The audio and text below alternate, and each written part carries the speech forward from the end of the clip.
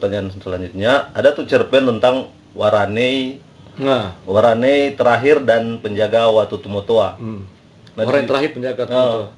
Ada hari ini kan kaitannya dengan pembangunan modernitas hari ini, ada terjadi aksi-aksi vandalisme terhadap situs-situs bersejarah.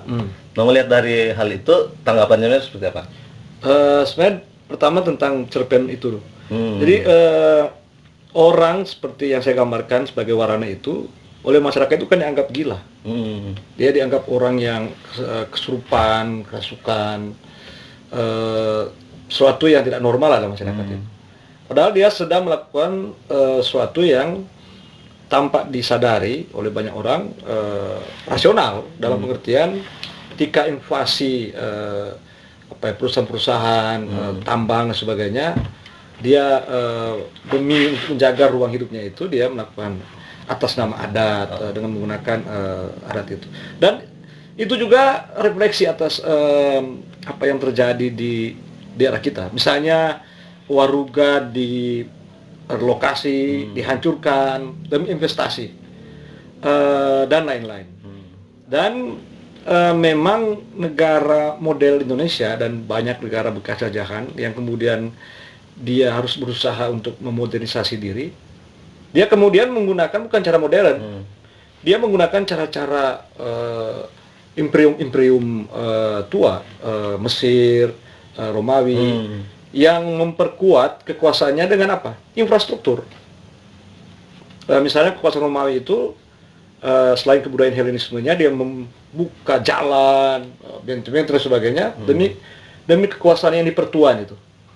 Jadi pertanyaannya adalah apakah infrastruktur itu refleksi juga apa infrastruktur itu untuk masyarakat setempat atau mereka hanya dijadikan objek, sumber dayanya dirusak dan diambil, tapi yang diperoleh dari situ itu dipersembahkan atau untuk keuntungan yang dipertuan itu. Nah, itu tanda kutip siapa yang dipertuan itu, tapi bahwa saya kira itulah cara kerja kapitalisme kan. Selalu orang-orang yang di sekitar sumber daya itu yang dipinggirkan. Sementara sebenarnya si Warane ini menggambarkan tentang pentingnya kita menjaga adat, budaya, tradisi leluhur yang dampaknya bukan hanya segi religius, spiritual, keagamaan, tapi dampaknya itu luas sebenarnya. Soal sumber daya alam yang terjaga karena ada yang dikhususkan, itu yang kita sebut tempat-tempat yang kepelian lah begitu. Dia mempertahankan tentang alam. Contohnya misalnya mata air kan, mata air. Jangan tebak, boleh potong pohon itu. Orang bilang dengan cara gampang bilang di situ ada penunggu. Tapi sebenarnya di balik itu maksudnya supaya orang tidak sembarangan. Karena kemudian ilmu pengetahuan menjelaskan pohon akar pohon bisa menahan air begitu. Makanya mata air tetap ada itu kan. Tapi para leluhur kita menjelaskan dengan cara mereka. Kalau ilmu pengetahuan modern menjelaskan secara rasional, mereka menjelaskan secara mitologis. Dan banyak hal yang kemudian dibuktikan masuk akal dan fungsional bagi kehidupan itu. Tapi ilmu pengetahuan modern datang mengganti itu kan. Sehingga si Warane ini dianggap gila. Dua, ilmu pengetahuan modern dan agama. Buat apa lagi membersihkan Watu Tumotoa, menganggap itu sakral, sementara sudah bisa diganti dengan yang lain, ada agama Kristen, gereja saja, dan sebagainya.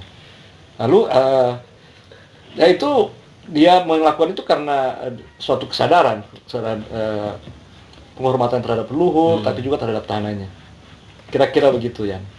Baru tuh ada kaitannya dengan hari ini kan juga ada undang-undang pemajuan kebudayaan. Ya. Undang-undang pemajuan kebudayaan itu kan ya proyek negara. Ya kita sudah tahu bersama yang datang dari pusat itu selalu di situ unsur politiknya. Politik itu bagus, tapi yang saya maksud politik kekuasaan. Selalu ada maksud dengan hal tertentu. Misalnya kan akhirnya undang-undang itu muaranya adalah bagaimana turisme bisa memanfaatkan apa yang oleh masyarakat adat anggap sakral, anggap suatu yang tidak boleh dikomersilkan, kan begitu. Meskipun sebenarnya kedengarannya baik, positif, tapi ini yang kritik saya sebenarnya, terlepas dari soal itu. Ketika negara mendefinisikan apa yang kita sebut adat, kita sebut budaya, termasuk agama, itu jadi bermasalah. Karena kemudian akhirnya pengertiannya, pemahamannya tidak berangkat dari apalagi kalau kita bicara adat, itu macam-macam adat di Indonesia ini kan. Nah, ketika dia didefinisikan oleh negara atau budaya, maka dia menjadi tunggal.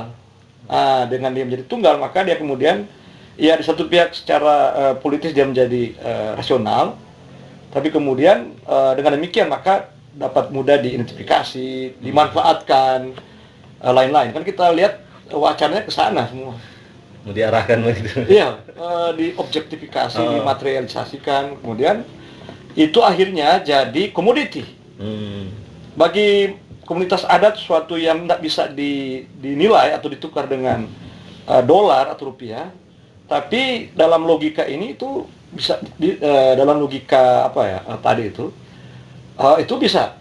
Nah, misalnya bagi komunitas adat Minahasa, contoh waruga itu atau watutu motor nilainya tidak bisa ditukar dengan berapa jumlah uang. Tapi dengan adanya definisi itu, maka itu bisa ditukar. Misalnya jadi objek wisata yang sebelumnya itu tempat sakral untuk ritual, sebagainya, itu dengan gampang. Dan kita lihat sudah terjadi kan itu, sudah terjadi. Itu sebenarnya syarat poinnya. Di balik dari cerpen itu.